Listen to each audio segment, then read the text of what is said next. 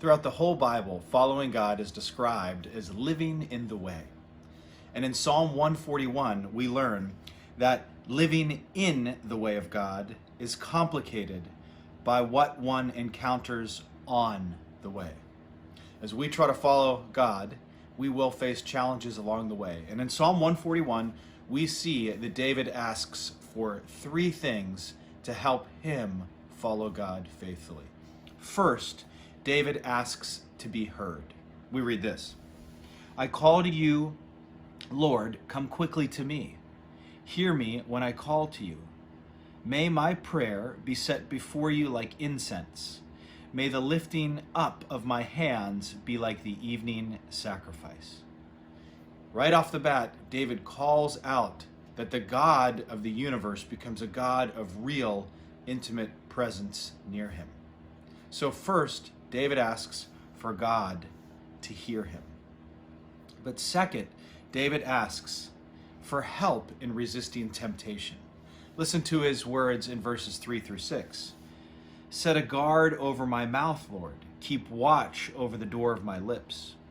Do not let my heart be drawn to what is evil, so that I take part in wicked deeds, along with those who are evildoers. Do not let me eat their delicacies.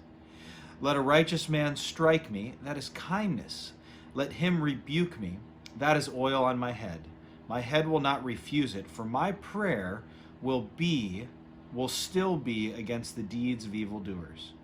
Their rulers will be thrown down from the cliffs, and the wicked will learn that my words are well spoken.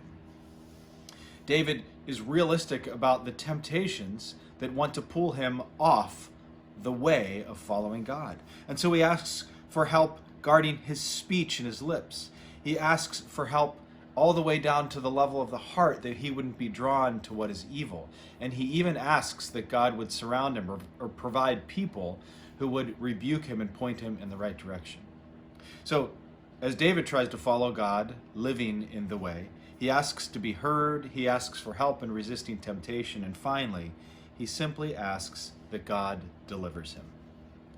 The psalm closes with these words: They will say, as one plows and breaks up the earth, so our bones have been scattered at the mouth of the grave. But my eyes are fixed on you, sovereign Lord.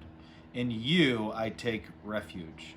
Do not give me over to death. Keep me safe from the traps set by evildoers, from the snares they have laid for me. Let the wicked fall into their own nets, while I pass by in safety.